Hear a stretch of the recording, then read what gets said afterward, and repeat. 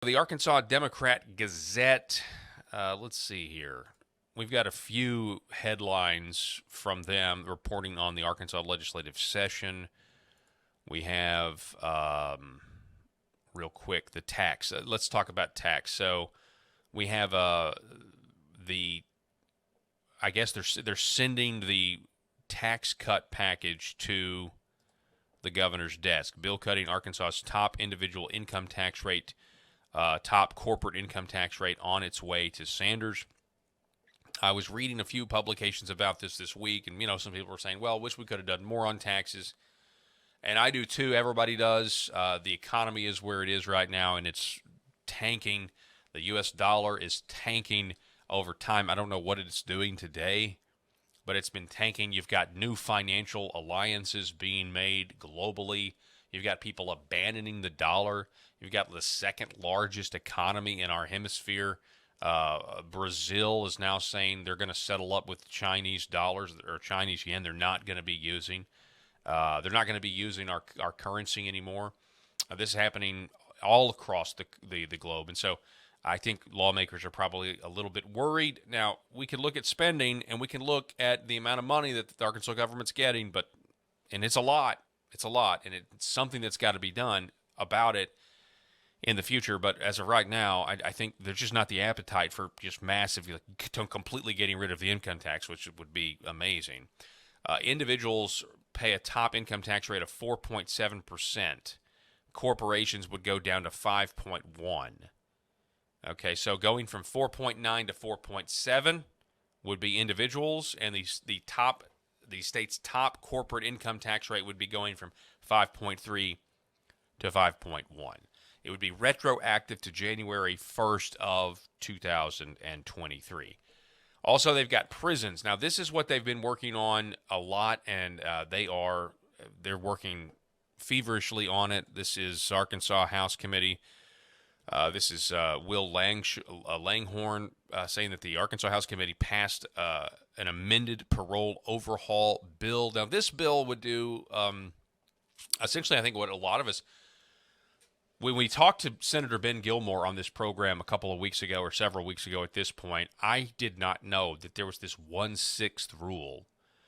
And essentially, most Arkansas inmates are only serving 1/6 of their sentence, which really just calls into question, why do we even have sentencing guidelines at all? Why do we even have these, sentencing things on the books when our criminal justice system is essentially just going to let people out early anyway? Why not just sentence them to what they're actually going to serve? Wouldn't that be more transparent? Well, this new bill, and the reason they're doing this is because we've got prison, we don't have enough prison beds. We're going to have to build more prisons, going to have to do something, and we're getting more and more violent. Now, one of the reasons, real quick, people are going to ask, well, Paul, why do we have to build more prisons? Or, excuse me, that's not Senator Brian King.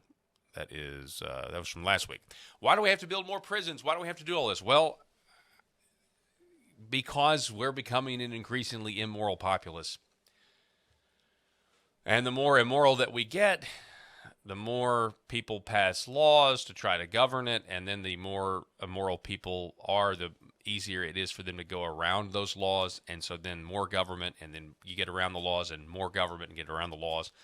And unfortunately, and I used to say this a lot, that we have the technology, we're going to have the technology really soon to enslave ourselves. Well, it's here now. I mean, we have that with the central bank digital currency that's coming, going to be able to monitor us, police us. Oh, you're hanging out with the wrong person. You're hanging out with a person that was on the website the government doesn't approve of. You said something on social media 5 years ago, and now you're hanging out with a person that said that 5 years ago. Well, your money's not good in this store.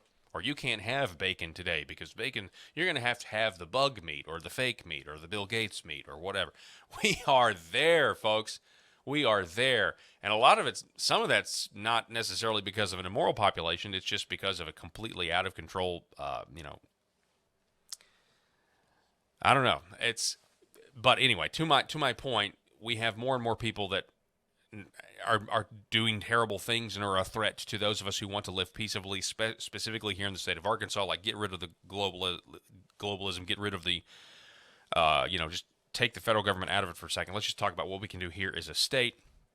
And so instead of this 1/6 rule, instead of saying you're going to serve 1/6 of your term, we have the number 85%, I believe, that's being talked about. The bill's sponsor, State Representative Jimmy Gazaway, thanked members of the panel for their consideration of the measure. Quote, "This is an extremely important bill, one that carries significant consequences for the people of the state of Arkansas and will carry those consequences for years to come. It will improve the state of criminal justice in Arkansas and truly hold accountable the people who we are afraid of," he says. Under the bill, people convicted of 18 of the most violent felonies in the state code, including rape and capital murder, would have to serve the entirety of their sentences in prison. So the entirety for those big crimes, those terrible, the entirety of their sentence. People convicted of 53 lesser violent felonies, such as second-degree murder, battery in the first degree, or sexual indecency with a child, would have to serve 85% of their sentence before being eligible for release with supervision. So they're really making an effort here to rein in crime. And the Democrats, unfortunately, are out there saying, and you're going to hear this, get ready. I mean, who knows? You probably have a liberal on Facebook that's already saying it. Well, there's no evidence to suggest that putting people in prison decreases crime. Well, that is ridiculous. Like, there's no evidence to suggest that putting people in prison for longer periods of time decreases crime. No, that's ridiculous because, let's be honest, prison doesn't necessarily do a great job of reforming people, right? I mean, are we really going to say that once you go to prison, you've got all these people that get out of prison and all of a sudden learn their lesson? Oh, yeah, we've learned our lesson and we're not going to do crime anymore. No, there's a lot of repeat offenders. And so it is logically a very easy thing to get your head wrapped around.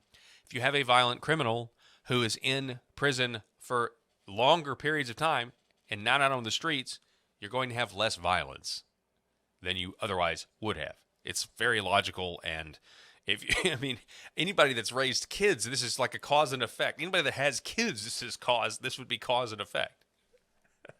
Just from a disciplinarian standpoint, this is very simple to understand.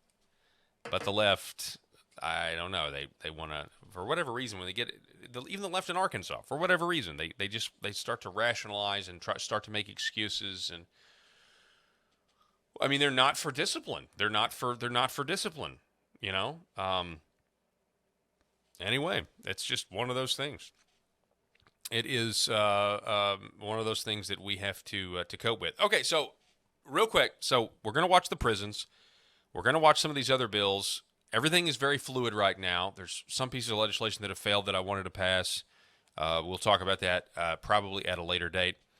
But to reinforce my point at the beginning of the show where we talked about this what's going on at the state level, all of these Christian red states, as I'm calling them, Christian red states, are passing all of these bills that are protecting our kids.